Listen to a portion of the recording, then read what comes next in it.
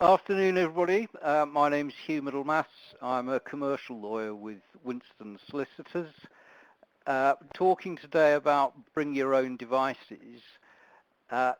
Just by way of introduction, there are a number of areas that I'm wanting to cover today. So the first thing is personal devices which are owned by the business and used by the employees.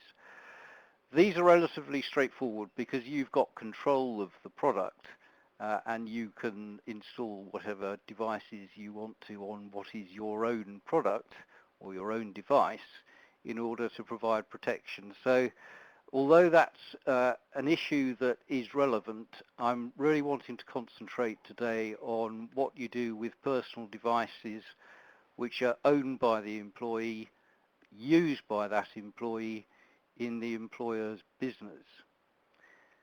Now, these things, or these devices, are generally used with the intention of making working easier, for the employees to be more available and able to provide a better service with fewer delays.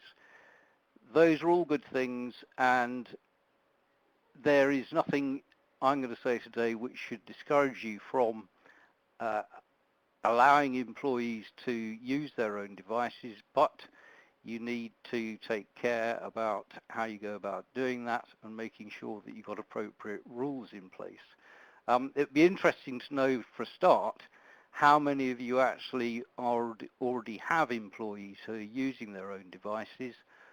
So if you can put something up to say whether or not this is something that you are doing, or perhaps something that you've already got in mind, that would be good to know, and we may get some questions from that. And also what your biggest concern is in relation to these sorts of issues. There are a number of points that you need to think about, not only in relation to the devices, but why is it these devices do cause concern. The first thing I've got here is the ICO. That's the Information Commissioner's Office. These are the people that actually administer the whole question of privacy and data protection. It's a government organisation, and they have power to enforce the rules concerning data protection. It's become a much more important issue in recent years because the fines which the ICO is able to impose have been increased from £5,000, which was the maximum that was allowed when the Act first came in 1998. It's now £500,000. There are plans afoot through the European Union to upgrade and change the existing data protection rules which apply pretty much throughout the EU.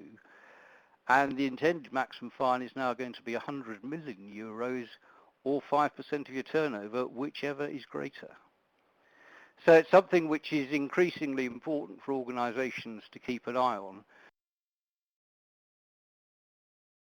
particularly that given these new powers, the ICO seem to be actively going out looking for people who are in default.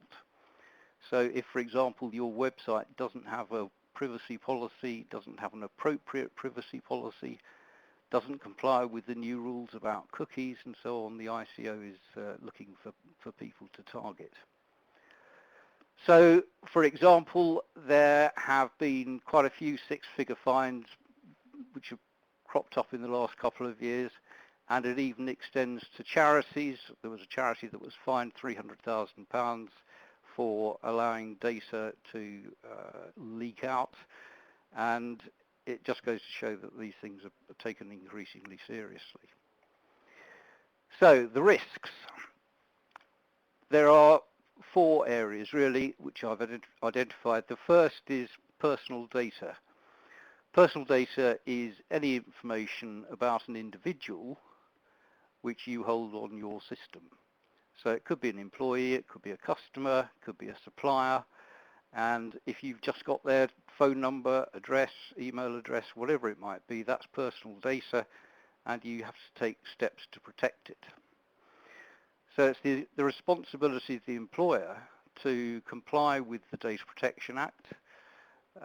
It's something which you've got to do as an employer, whatever your employees might get up to. So you've got to take appropriate steps. And what the Act talks about is taking appropriate technical and organisational measures against accidental loss or destruction of or damage to personal data. So that's everything that you're responsible for. The second category of risk is sensitive personal data. That is, again, personal data, but it includes information about racial or ethnic origin, political opinions, religion, health, and a number of other issues. So if you're holding that sort of information about employees or anybody else, that's sensitive personal data, and it's got to be protected more thoroughly. The next area of risk is confidential information.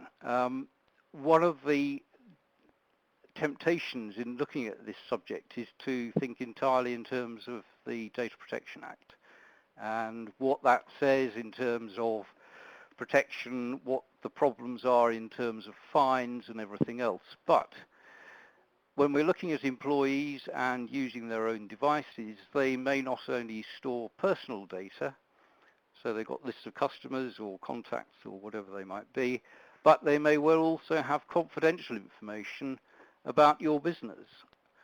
So if they've got price lists or product development information, property data, all sorts of information which is confidential, that also is something that the employees can be wandering around with in their pocket, and you need to make sure that that's capable of being protected as well. Now you have to bear in mind that although there are fines and problems that go with the Data Protection Act, but similarly there are going to be problems with confidential information. If it's lost, you could suffer reputational damage if the third party you're dealing with, if you allow that person's information to get into the hands of somebody who shouldn't have that information. It could be that it puts you in breach of some sort of confidentiality agreement. So in particular, if you're involved in any sort of business which involves handling or having access to financial information, for example, so lawyers, accountants, banks, and other financial institutions are particularly at risk from this sort of issue. You need to bear in mind that it's not just personal data that we're talking about protecting here, it's confidential information. Final area of risk, which I can't talk about very much, is the future.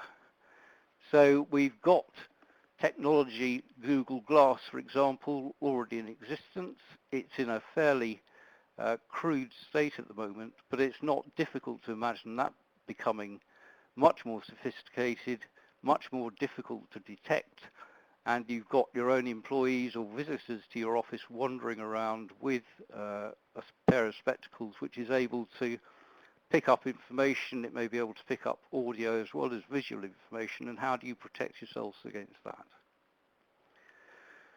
So, having set the scene, just to look at some specific problems.